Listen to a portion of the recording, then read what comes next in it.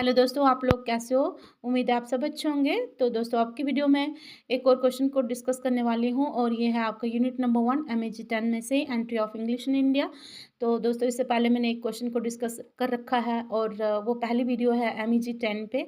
इससे पहले मैंने बहुत सारी वीडियोज़ एमईजी 15, एमईजी 19 और एमईजी 7 पे वीडियोज़ अपलोड कर रखी हैं। आप लोग जा सकते हो मेरे चैनल पे और वहाँ पे जो भी आपको इम्पोर्टेंट टॉपिक चाहिए उसको चेक कर सकते हो। तो बहुत सारे बच्चे मुझे बहुत बहुत सुझाव देते हैं। जैसे बच्चों ने मुझे प्लेलिस्ट के लिए सुझाव दिया था, क्योंकि मैंने जो वीडियोस डाल रखी हैं ऐसे ही डाल रखी है, कोई प्लेलिस्ट क्रिएट नहीं करी है। वो ऐसा था फ्रेंड्स की पहले मैं सिर्फ एमईजी 15 पे ही काम करने वाली थी, लेकिन बहुत सारे बच्चों ने जो है वो कमेंट किया कि आप 19 पे भी कीजिए। फिर 7 वाले बच्चों का आ गया, फिर 10 वाले बच्चों का। तो वो मैं प्ले लिस्ट जो है वो क्रिएट नहीं कर पाई हूँ, लेकिन जैसे ही मुझे समय मिलता है मैं प्ले लिस्ट जो है वो क्रिएट करूँगी। और थैंक यू आपके सुझाव के लिए, आपके ब्लेसिंग्स के लिए। आप लोगों से बात करके, आप लोगों के साथ इंटरेक्ट करके मुझे काफ़ी अच्छा लगता है, काफ़ी पॉजिटिव एनर्जी मिलती है। God bless you all. और स्टार्ट करते हैं। ये आपका क्वेश्चन नंबर 2 है और इस क्वेश्चन को देख लेते हैं बच्चे।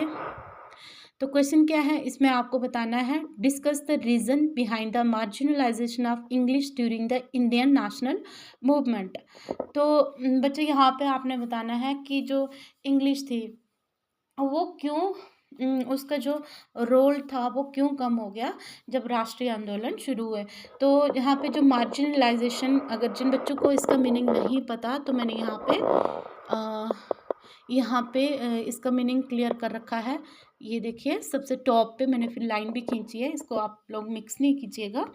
तो यहाँ पे मार्जिनलाइजेशन ऑफ इंग्लिश का मतलब है refers to situation where English is push to lesser role और given less importance in the society. यहाँ पे मार्जिनलाइजेशन ऑफ इंग्लिश का मतलब है कि अब जब यहाँ पे इंडिया में जो नेशनल मूवमेंट स्टार्ट हुई, जहाँ राष्ट्रीय आंदोलन स्टार्ट हुए, तो यहाँ पे जो इंग्लिश का रोल था वो कम होने लगा। मतलब इंग्लिश को वो इम्पोर्टेंस नहीं दी जाने लगी जो कि पहले दी जाती थी। तो यही रीजंस बताने हमने कि क्यों इसकी जो इम्पोर्टेंस थी वो कम होगी। इस क्वेश्चन का मैं मतलब आपको समझा रही हूँ, पहले इसको समझ लीजिए। तो सबसे पहले हम, जैसे हमने मार्जिनलाइजेशन का मीनिंग समझ आ गया होगा, आई होप आपको। तो ऐसे ही हम समझेंगे इंडियन नेशनल मूवमेंट क्या होती है। तो राष्ट्रीय आंदोलन होते हैं फ्रेंड्स। जब ये जो राष्ट्रीय आंदोलन कब स्टार्ट हुए, जब लोगों को लगता है कि जो हमारा देश ये हमारा है और जो बाहर से आए हुए लोग हैं या विदेशी लोग हैं वो ज़बरदस्ती से हमारे देश को कॉलोनाइज्ड कर रहे हैं या लोगों का शोषण कर रहे हैं, तो उनके अंदर जो है वो राष्ट्रवाद की भावना जो है वो जागती है। फिर वो लोग क्या करते हैं, विदेशी लोगों के खिलाफ जो है वो आंदोलन छेड़ते हैं। तो यहाँ पे हम अगर बात करें, जैसे हमारा इंडिया जो है वो ब्रिटिशर्स का गुलाम रहा था। तो यहाँ पे जो जैसे जैसे लोगों के बीच में जो है वो जागरूकता आई कि जो हमारा इंडिया है ये गुलाम हो चुका है और हमें क्या करना है, अपने देश को आज़ाद करवाना है। जब ऐसी भावना आई तो लोगों ने जो है वो आंदोलन शुरू किया। तो इसी को हम बोलते हैं राष्ट्रीय आंदोलन। इसका मीनिंग क्लियर कर रखा है।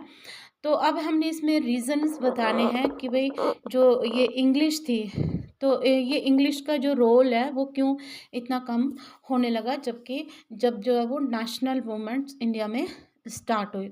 तो यहाँ पे इसका जो रोल था वो कम होने लगा, क्योंकि जो जो भी हमारे लीडर्स थे, एक्टिविस्ट थे, तो वो चाहते थे कि यहाँ पे जो लोकल लैंग्वेज को प्रमोट किया जाए, क्योंकि जो लोकल लैंग्वेज थी वही जो है वो लोगों को पूरे देश में क्या कर सकती थी, एक कर सकती थी, यूनाइट कर सकती थी।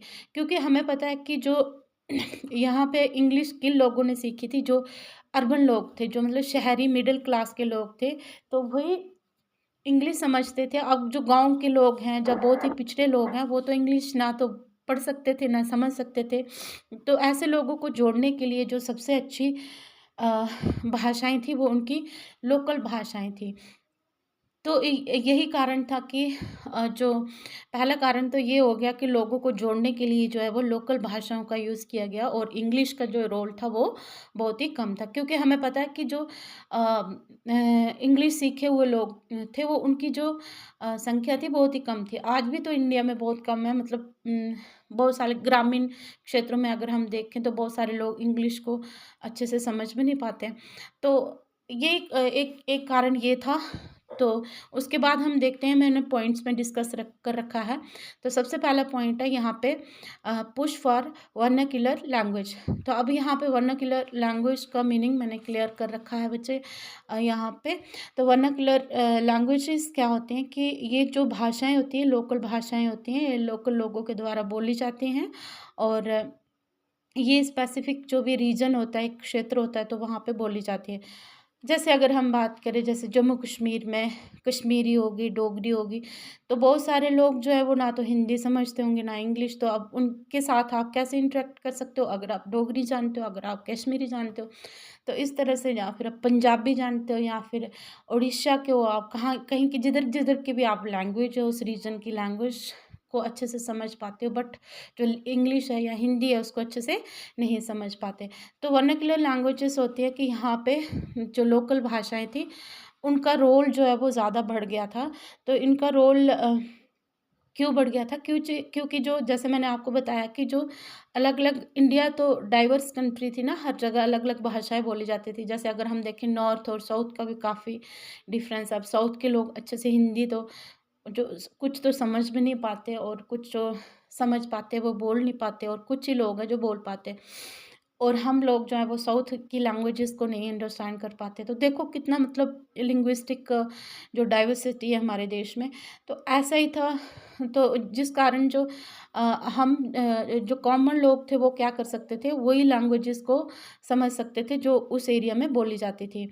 तो इसी कारण जो गांधी जी थे उन्होंने बोला कि आप हिंदुस्तानी का यूज़ कीजिए।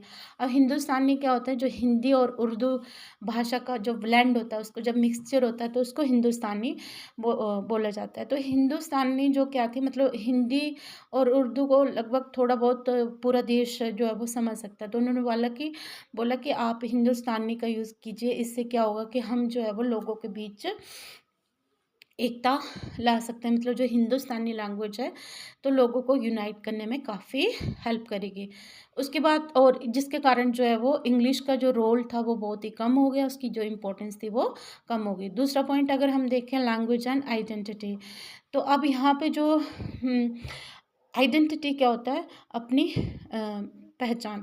तो जैसे ही जो नेशनल मूवमेंट्स जो है वो स्टार्ट हुई, तो यहाँ पे जो लोग थे, तो लोगों ने देखा कि जो इंग्लिश है वो क्या है, ब्रिटिश डोमिनेंस का एक सिंबल है। तो लोगों के मन में ये ऑटोमेटिकली ये भावना आ गई कि जो इंग्लिश लोग हैं इन्होंने क्या किया है, अपना कल्चर, अपनी वैल्यूज़, अपनी लैंग्वेज को ज़बरदस्ती से हमारे ऊपर थोप दिया है, और हमें क्या कर दिया है, हमें डोमिनेट कर दिया है, हमें इन्होंने कॉलोनाइज़ कर दिया है। तो एक नफ़रत की भावना जो है वो लोगों के मन में जागी, और अपने कल्चर को लेके, अपने भाषाओं को लेकर उनके मन में जो है वो आदर सम्मान की भावना जागी, जिसके कारण उन्होंने अ, ब्रिटिश जो, मतलब जो इंग्लिश लैंग्वेज थी उसको क्या किया, उसके रोल को, उसकी इम्पोर्टेंस को जो है वो कम कर दिया। दूसरा पॉइंट, उसके बाद आप आगे बढ़ सकते हो।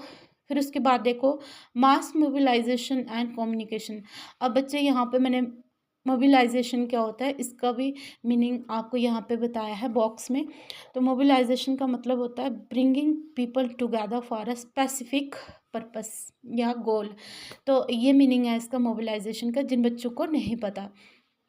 तो यहाँ पे, और यहाँ पे हम समझेंगे कि अब लोगों को, जैसे मैंने आपको बताया कि हमारा इंडिया तो लगभग गांव में बसता था ना, तो गांव में कहाँ से इंग्लिश सीखी होगी लोगों ने, अच्छे से तो उनको हिंदी या हिंदुस्तानी भी नहीं आती होगी, हिंदी उर्दू या ऐसी भाषा जो होती है, एक रीजनल लैंग्वेज होती है जिसको ज़्यादा माना जाता है, तो वो लैंग्वेज को भी नहीं समझ सकते तो विदेशी भाषा को वो कहाँ पढ़ पाते होंगे।